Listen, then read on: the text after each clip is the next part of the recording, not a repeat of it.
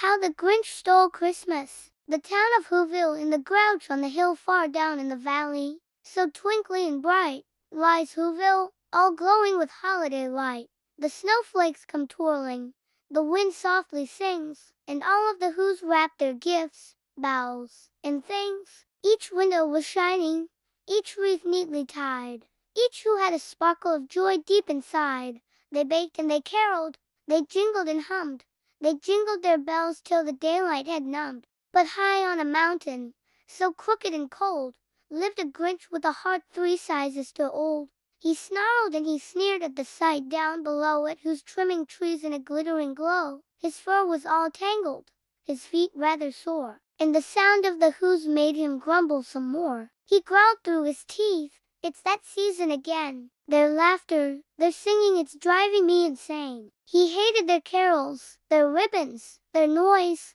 the trumpets, the tambourines, girls and the boys. He hated the stockings all hung in a row.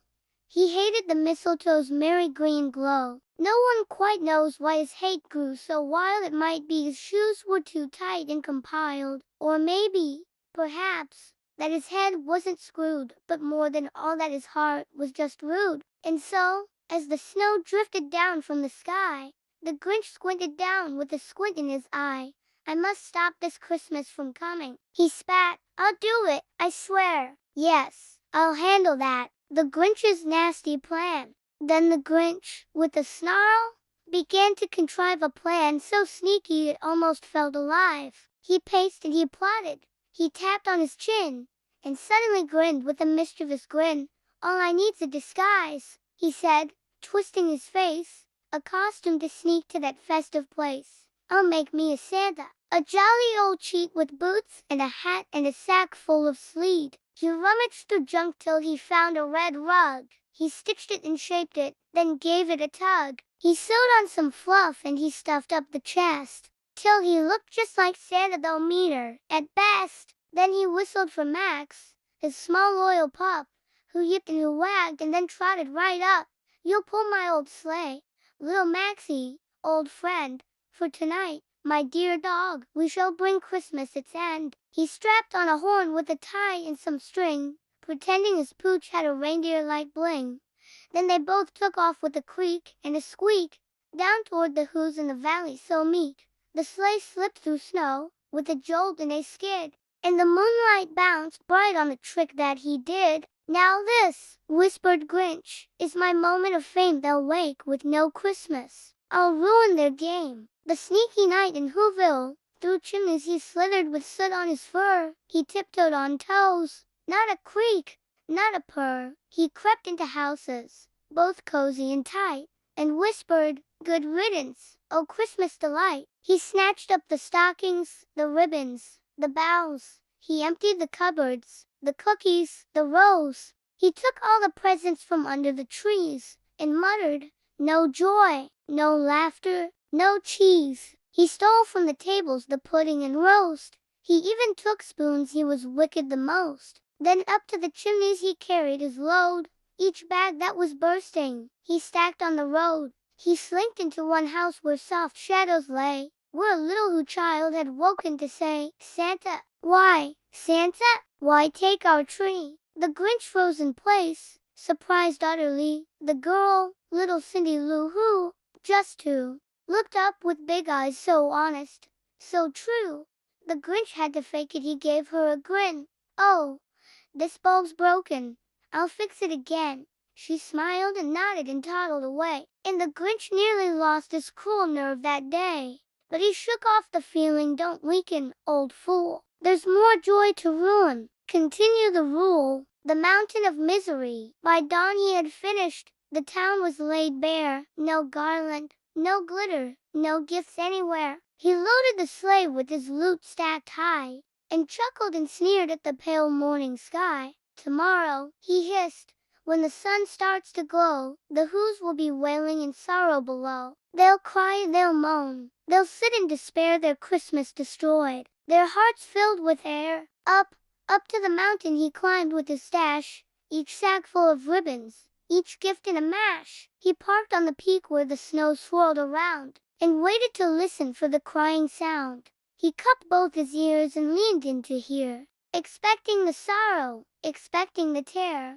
But what drifted upward through cold winter air was laughter and singing and joy everywhere. It started off softly, then rose to a ring, a chorus of who had gathered to sing. No presents, no trees, yet their voices soared high. Their hearts held the warmth that no thief could deny. The Grinch stood in silence. The sound made him pause. He frowned, then he blinked, unsure what it was. Why aren't they crying? Why aren't they sad? Could Christmas mean more than the gifts they once had? The change of heart. He listened again. His frown turned to thought, for something inside him was twisting a knot. He stared at the dawn as it painted the snow, and something began deep inside him to grow. He felt a great thump in his chest, loud and deep, a warmth that had long been asleep in its sleep.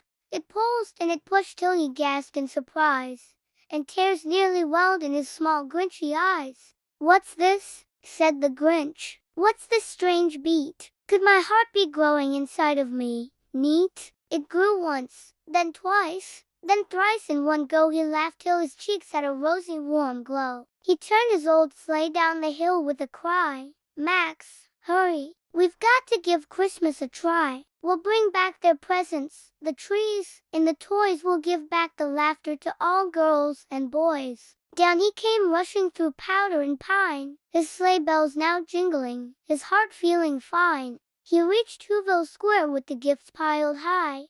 The Whos all looked upward, surprised by the sky. Christmas restored. He called to the Whos with a humble small voice. "I brought them all back. I made a bad choice. I thought Christmas came from the ribbons and tins, but I see now it lives in your hearts, not your bins." The Whos didn't scold him, nor shout, nor complain. They smiled at the Grinch in the falling snow's rain. They welcomed him warmly. They opened their arms, for love has a way to dissolve all alarms. And there in the square, in the midst of the cheer, the Grinch carved the roast beast without any fear. He laughed and he sang till the stars filled the air, with Whos all around him, their laughter to share. And from that day forward, the Grinch wasn't mean. His smile was the brightest that Whoville had seen. His heart, now enormous, stayed merry and true, and Christmas grew brighter each year that it grew. The Grinch's cheer and a message for you. And now, dear friends, our tale is all through,